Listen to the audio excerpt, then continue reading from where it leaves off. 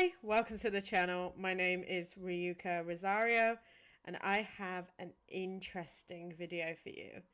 So this is one of the essays I wrote as a second year on my university course. I will admit, this is not a fantastic essay. It really isn't. Somehow I got 60. Don't ask me how I got 60. I really don't know because there's so much I can critique about this and we're going to go through it. So we're going to read through it. I will either critique it as I'm going or at the end. I've made a few notes. But other than my little skim read, I haven't read this since I was probably submitting it for a module. I don't have the details for the module because this was many years ago and I have lost the marking grid and stuff like that, so I can't tell you what particularly got me a 60, but okay, it's fine. So if any of these resources, anything that's referenced interests you, you can look in the description below as always. And shall we get into it? So firstly, I could have picked a better title. The cultural impact of the BL genre. What the hell does that mean? It's so broad. It doesn't say anything. I will admit, as a student, I found masters really helped me break out of this. But as a student, I was really bad at research questions and titles. A lot of my titles were like this.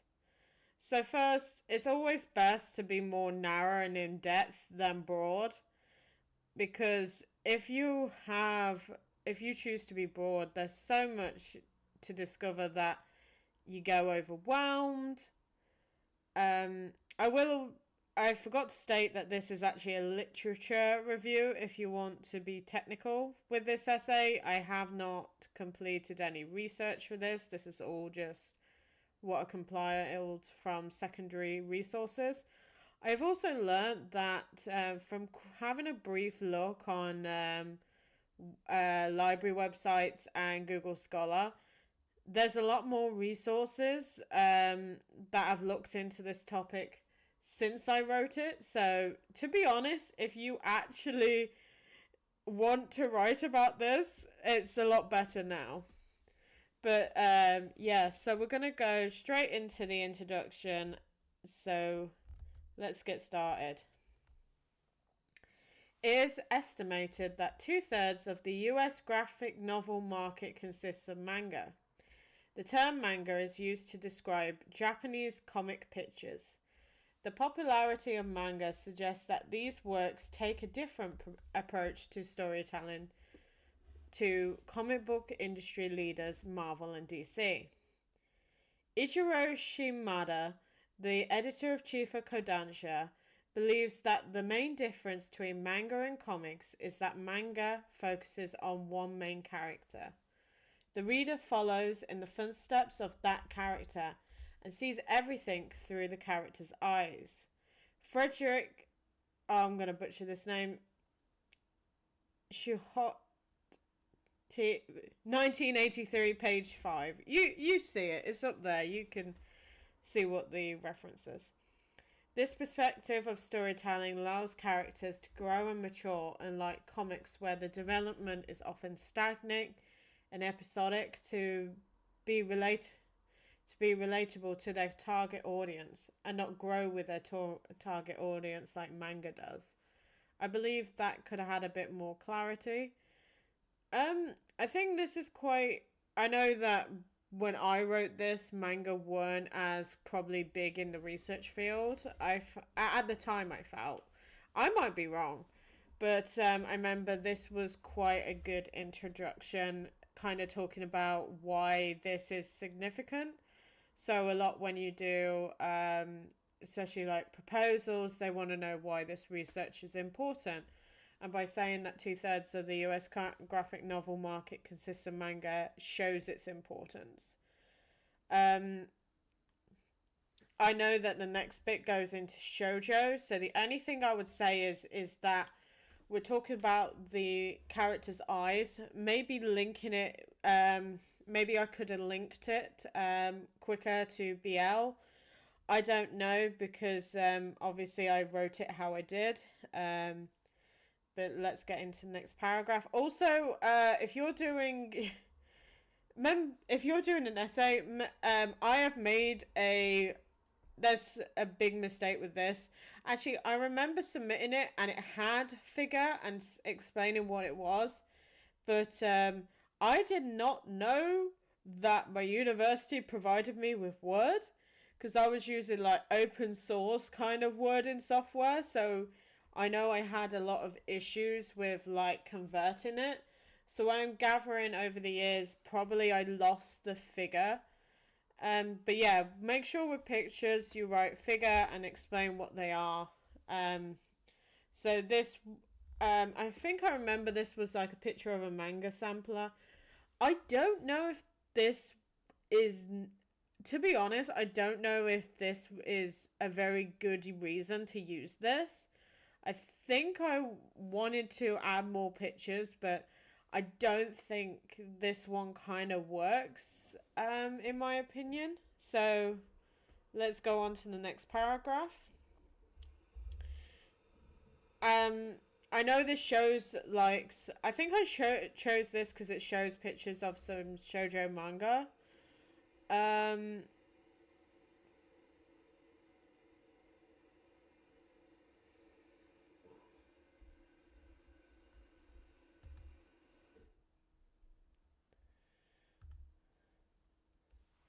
I know I chose this because it had some pictures of some shoujo manga, but I don't know if this figure could have been used a bit differently.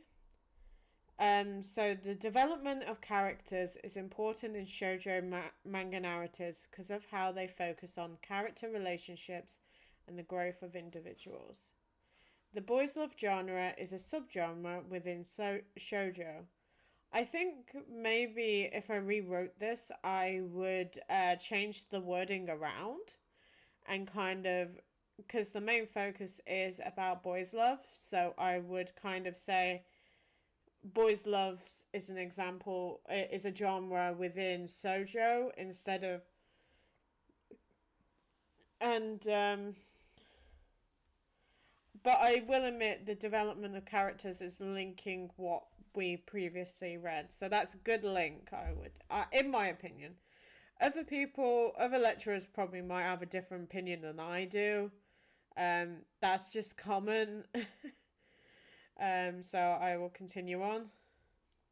The term shoujo is used to refer to a girl or a maiden. The origin of this term was constructed by the Meiji government to refer to an education program which would take place during the ages of 12 to 17. The object of this program was to instruct girls on how to be the perfect wife and mother through three aspects: affection, eijo, chastity, junketsu. I will admit I'm trying to learn Japanese, so I might butcher some of the pronunciations, so bear with. And aesthetics, biteki. I am learning hiragana at the moment, so I separate the sounds, so that might a native speaker might say that a bit better than I did. This education program makes sure that young girls would follow the societal standards to get married and produce children while still in your 20s. Often these marriages are neither for love nor as an expression of their sexuality, but as in common knowledge to survive economically. Boomer, 1998, on page 145. So we know where shoujo comes from. I remember I did look at a lot of like stuff to do with society, so maybe that was something to do with the module. So let's continue. Despite women and men having equal laws in Japan, women are more pressured to meet societal expectations. such as it's frowned upon for women to express their sexuality or masturbate. In Japan, males are in control of their marriages and families. This can result in Japanese women being in abusive situations. It is expected that a woman can only have sex when instructed by the male. For Japanese men, sex is a natural urge, and seeking sexual pleasure outside their marriage is perfectly acceptable, as well as reading porn in public.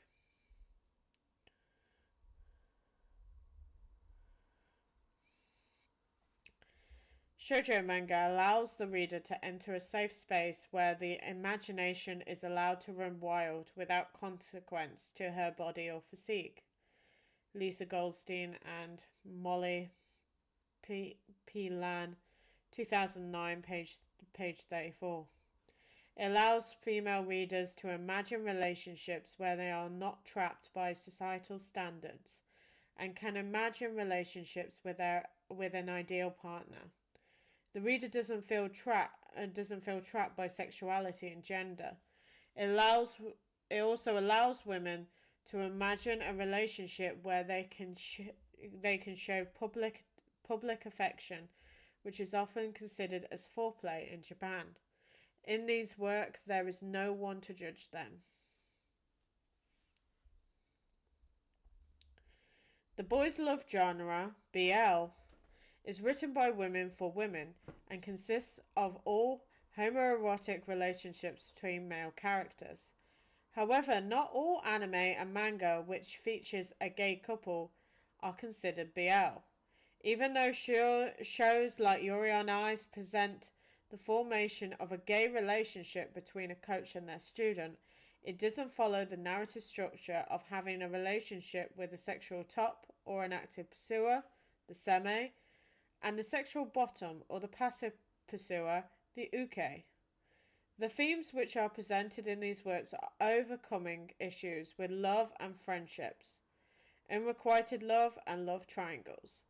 The characteristics of these protagonists are always represented as beautiful, by having big eyes, flowing hair, and an androgynous style. This is to appeal to the reader's ideological partner or self. The term used to describe these characters is bishonen, which means beautiful boy.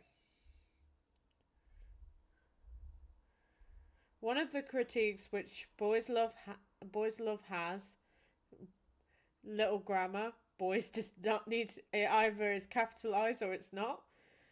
It is, I lost it by saying that, it is depiction, oh my god, how did I struggle with that word, of sexual aggression. This is one of the traits of the seme. These scenes are not depicting rape, but the sexual urge of the seme. As you can see, spelling error. One of the reasons critics relate to these scenes to rape because the uke often responds with saying no or stop.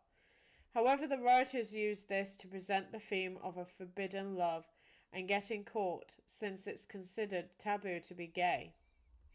These stories are to reflect upon the fantasies of the author and the reader. It is important to remember these works are distant from reality. In addition, the themes of sexual aggression are presented in other media such as the 50 Shades of Grey franchise, which is another work written by women for women. As you can see, I do not read a lot of books like 50 Shades of Grey because I couldn't think of another example, so I just went, 50 Shades of Grey, that'll do.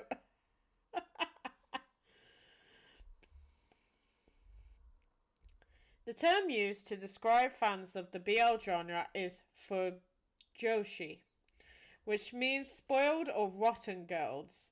Like how Western manga fans refer to themselves as an otaku to show their love for manga and anime, fans of the BL genre use the term fujoshi to show their love for the genre and to be part of a community.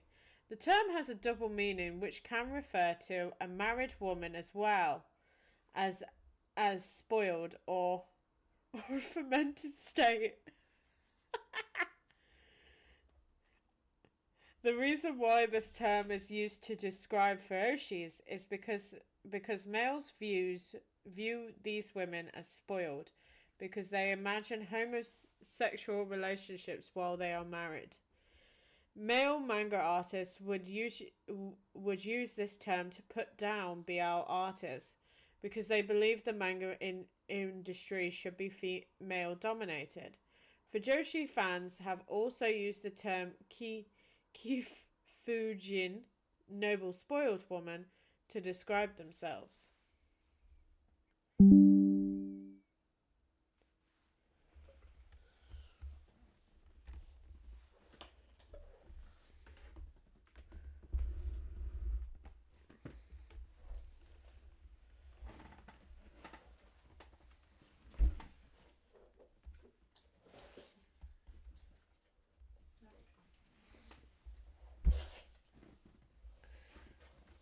Oh.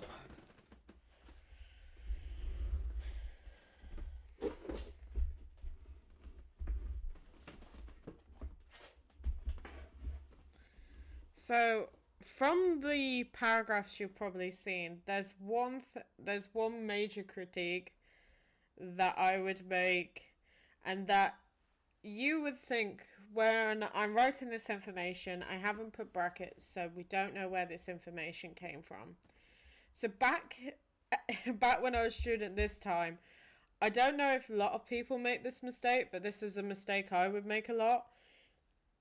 Is I assumed it always had to be direct quoting. It doesn't.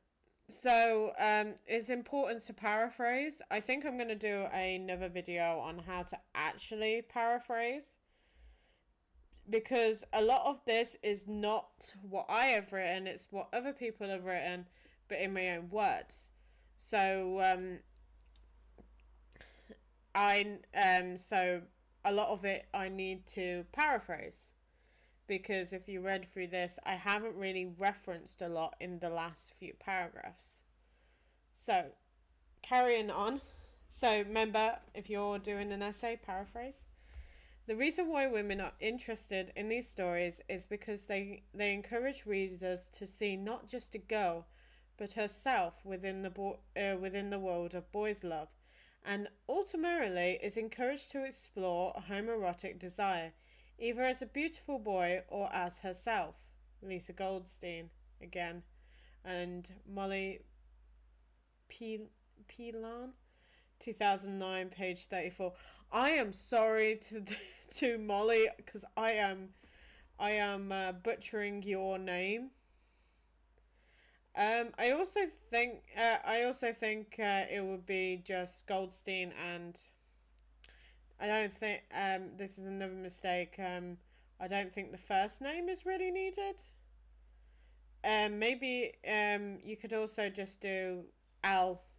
Goldstein if there's like loads. So yeah, that's another thing. The first name is not needed. The androgynous look of the characters allows the reader to experience the story as the character or themselves. The appeal of inserting the reader as the character allows them to experience a sexual relationship as a male and forget the pressures of being a woman, as well as empower them to take control back.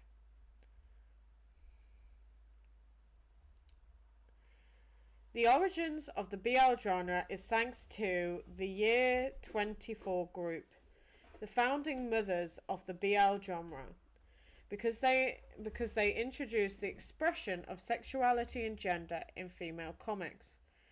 This transformed manga into a new form of self-expression for women. Zoe Taylor, 2016, page 37. These comics allow women to have a voice and support each other.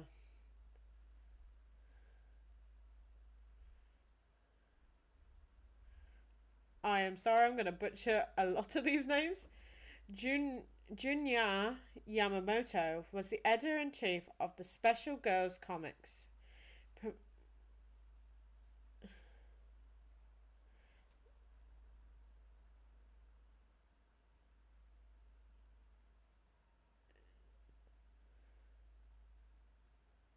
Okay, so I've realised that I've probably writ this sentence really badly, but we'll continue because I got stunned for a second. I was like, why is this? Promoted their works because he believed that these comics had something to offer. Zoe Taylor, 2016, page 37. These works were written by Yamagishi Ryoko, Haji Moto, and Take Miyakinko. An example of one of the most influential works was In the Sunroom in the 1970s by Takemiya.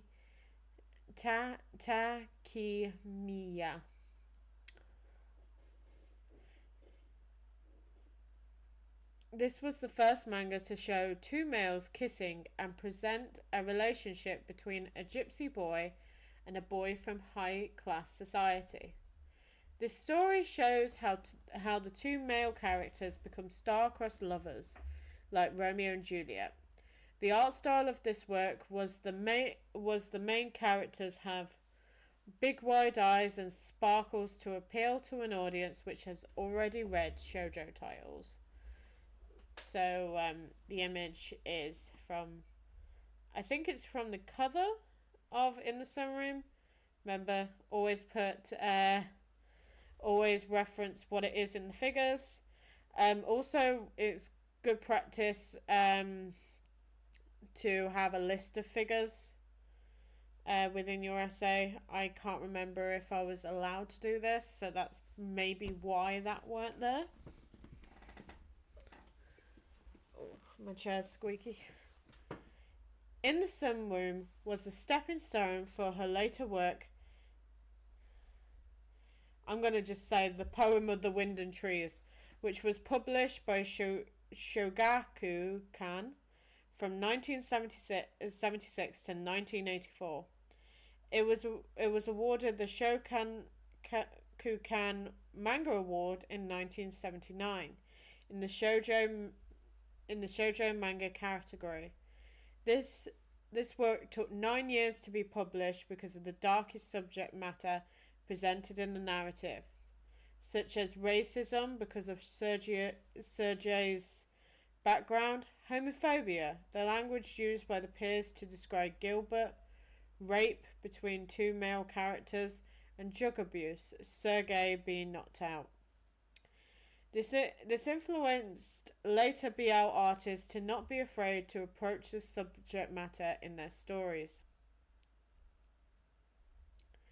The narrative took place in the late 1800s in an elite boarding school in France. This would distance the audience from reality because the time period doesn't reflect their own and their class, the characters being high society, and the readers being working class. Sergei Bateau is our protagonist in the story, who is the son of a viscount, and Roma, a prostitute, both deceased. Sergei is intelligent, sweet, talented, but he is often isolated by his family due to his heritage. When he arrives at the Lacroix Brand Academy, I'm struggling with that, he is roomed with Gilbert Courteau, a handsome loner who often skips classes to engage in sexual relationships with older students. Sergei attempts to befriend Gilbert, which leads to them becoming friends, then forming a relationship. The boys in these stories are outcasts, which can relate to how the readers might feel. Though the interactions Gilbert has with his peers, we learn that Gilbert is a tortured young man with a history of abandonment, objectification, and abuse. The antagonist in the story is Gilbert's uncle, Auguste Beau, who is a respected figure in French high society, who manipulates and molests his young nephew. Jesus Christ. This release this release this results the result of this trauma makes Augusta believe that the two of them are lovers and enthralled by Auguste.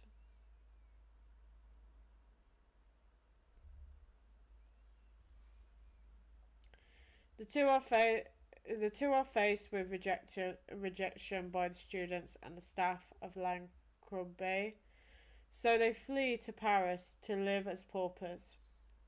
Gilbert is unable to escape the trauma of his past and turns to a life of hard drugs and prostitution.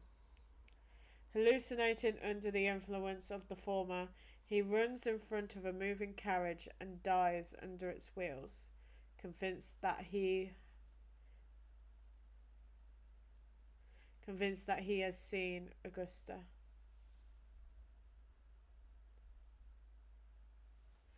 The perspective of this work is that it is groundbreaking in its depiction of openly sexual relationships, spurring the development of the boys' love genre in shoujo manga. Toka says. Midori Matsui describes the story as surreptitious pornography for girls and likens Gilbert to a femme fatale. She also adds that it is influential for creating yaoi doshushi subculture.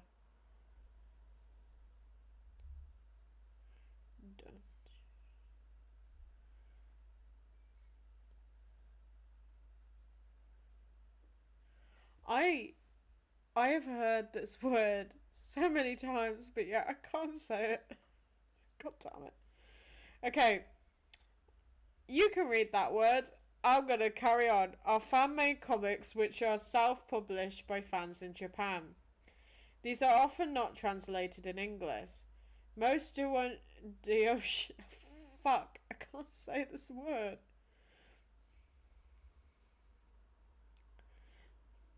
Most of these are of an erotic nature and expresses fantasies of shipping different characteristics. Just say it again. Most are of erotic nature and expresses fantasies of shipping different characters in a sexual nature. In the manga and the anime community, there is a term called OTP, which stands for one true pairing. Fans use fan fiction, fan art, and these comics to express their pairing and create situations to express their relationship. The image on the right shows a panel from My Hero Academia Doujinshi. Oh my god, I said it right. Which ships two of the main characters together. So it must have been on the right and now it's on the left.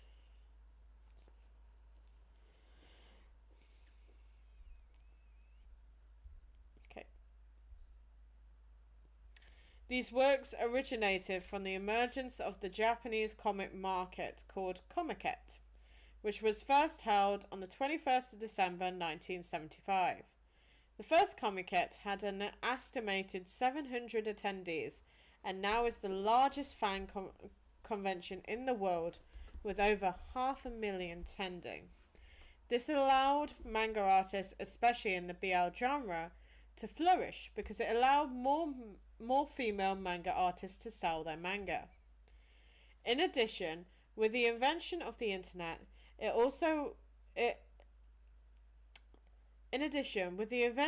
with the invention of the internet, it allows easier access to publish and read doujinshi.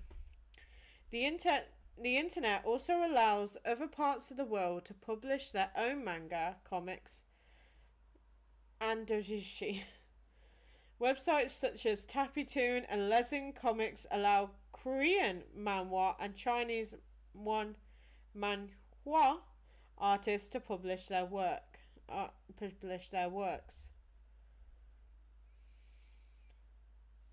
An example of a BL manhwa is 19 Days, which is written and illustrated by the artist Old X1 who has also written, oh god, Mospaka?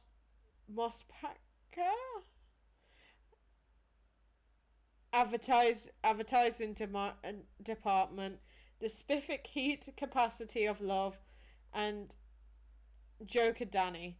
You could tell that I didn't think about me reading this out when I wrote it, or else I would have chose things that are easier to pronounce.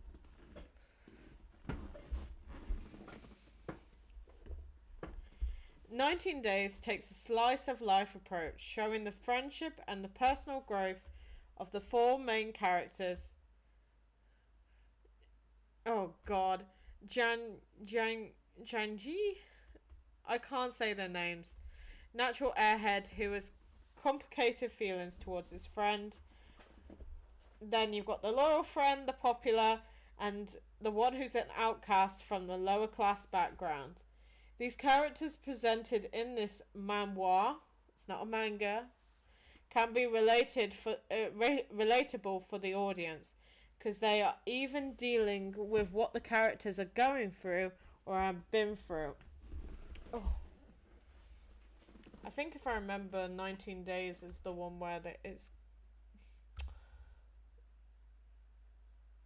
Is that the one where it's like in a school or college or something? I think so. And of course, I had to talk about the GOAT. A BL manhwa which has had an impact is Killing Stalking, because of the depiction of Sang-woo and Bum's relationship and how it creates a suspenseful thriller experience for the reader. The appeal of this manhwa is that the narrative is distant from the reality and unpredictable, so it makes you want to carry on reading. The manhwa, the manga, was written and illustrated by Kugi and published online on Lezen Comics. It also won the Grand Prize award at the second Lezen World Comics Contest. It is also now in book form. If random fact, well, it is in book form now. It's not in book form when I wrote this. The two main characters of this story is Osamu, who appears to be charming, and is a Korean college student who turns out to be a sadistic serial killer, and Yoon Boom, who has been obsessively stalking Sang-woo because he believes Sang-woo saved him from getting sexually assaulted. Yoon Boom lost his parents at a young age and was taken in by his grandmother and his abusive uncle. The story begins with Bum entering Sang-woo's house while he's away and discovers he is not who he appears to be. Sang-woo returns and discovers Bum has found out what he has been hiding. He decides to hold him captive, and the plot follows Bum's multiple attempts to break free and the relationship which forms from the toxic interests they have in each other. It was popularized by anime YouTubers Akideras, the Anime Man, and CDog VA, which created review videos on the manhwa. I think there was a few more, but at the time this is who I had seen. The Anime Man was sponsored by Lezen Comics, where the others weren't. The Anime Man's video, he promoted the idea that it's okay for anyone to like this story as well as BL titles. He expressed that he would categorize this story as a psychological horror more than a BL comic, and summarizes main elements of the plot for his viewers to pique interest in the story. CDog VA takes a different approach by creating a parody video expressing how he can make panels family friendly by editing the speech bubbles and the drawing of the scene. He also creates a Comic-Con video where he and Akideras are dressed as the two main characters and create a game of hide and seek at Comic-Con Anime Expo, which takes place at the Los Angeles Convention Center. I don't know why I thought that was important to put, but okay.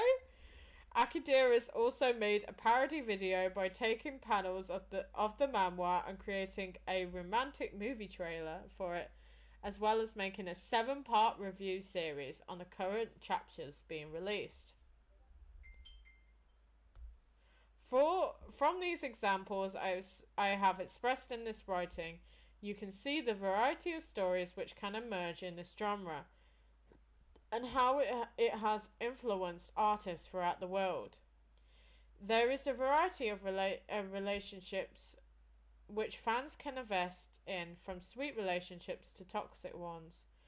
Critics can say that the depiction of toxic relationships can have a negative impact on readership, but one of the most popular DC relationships is Harley Quinn and the Joker. You couldn't think of any other ones? Nope. Okay. In earlier paragraphs, we talked about doujinshis as a way of fan participations.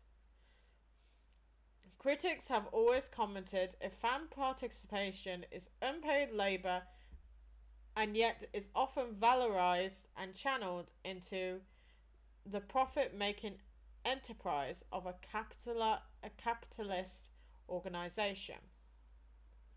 Participants gain prestige among their fellow community and community participants and a pleasurable feeling of self-fulfillment. I can't say that reference. You could tell that I was there like, ooh, I remember this from a lecture, throw it in. In regards to fanfiction, fan art and doujinshis related to a franchise, it is debated who owns the right to the work. Often fan artists are not given the same treatment as original comic artists by having to pay more for for table rent. You could tell that I went to Comic-Cons and I knew that fact. However, the Year 24 group promoted connection with fans and were the first to create the girls' manga culture. So in a sense, the revolutionaries were not only the artists, but also a new generation of added reader fans. Zoe Taylor, 2016, page 37. It was evident in their works that the Year 24 group were fans because their works have aspects from Shôjo artists which came before them. According to the results from a questionnaire which was constructed by several psychology university departments, it suggested the appeal of the boys' love genre is the sexual nature of the content and the aesthetics of the characters. In this investigation, 724 participants were asked from different sexualities and genders. From the results, male readers are more motivated to seek out sexual content.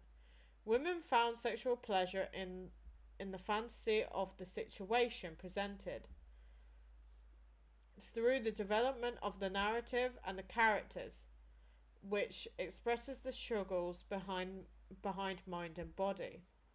Whereas pornography is a male-dominated genre focuses on the depictions of the characters' bodies as well as the sexual acts taking place. Jufra claims that the erotica has provided a way for women to explore, under legitimacy aspirations of aesthetic discourse, the many different ways to reconcile reality and fantasy, the everyday and the erotic. 1998, page 105.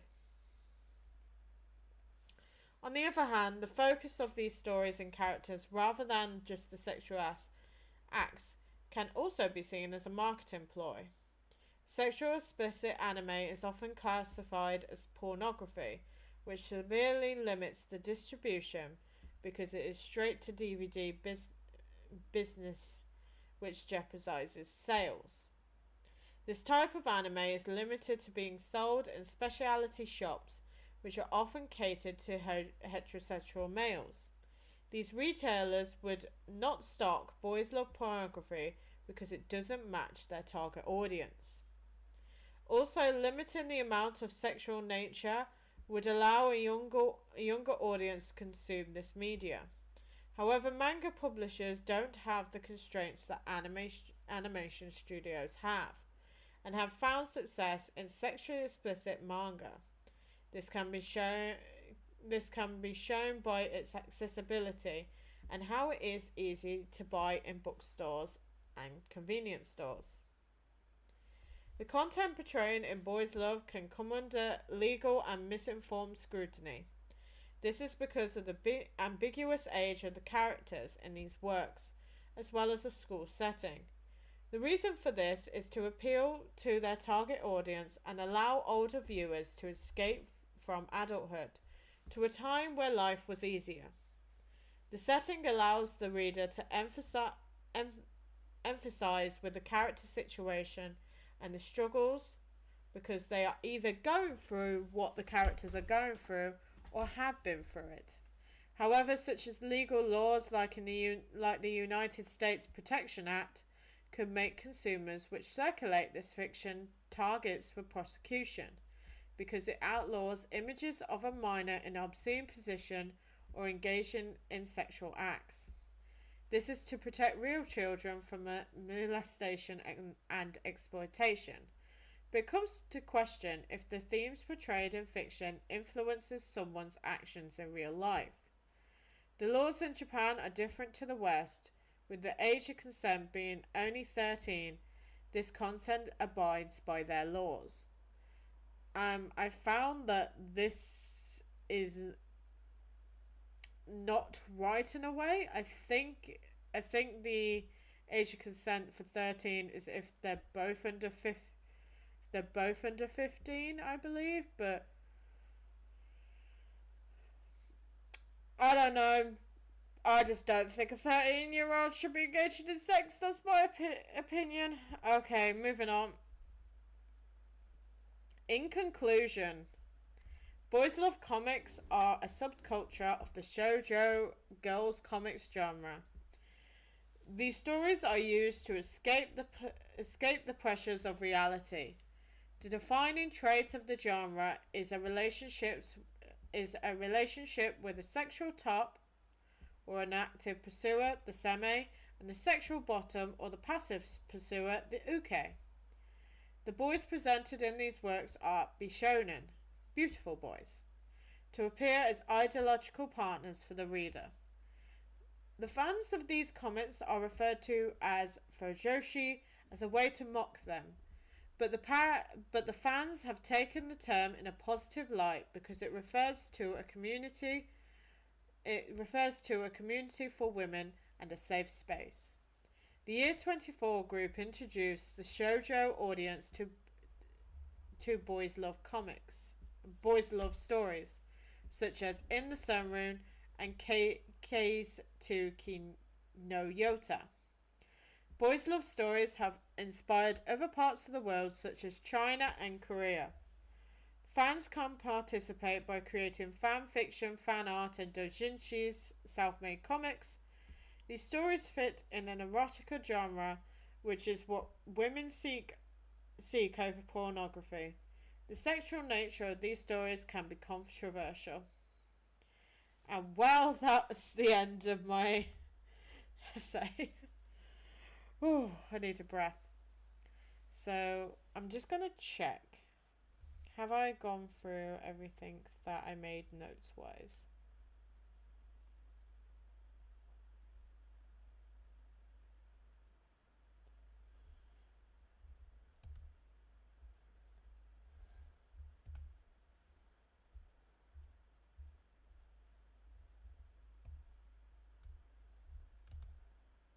Whoa, that was in the mouthful. So I have kind of critiqued it as I was going on, and I think there's, you could tell that this is very, how would you say,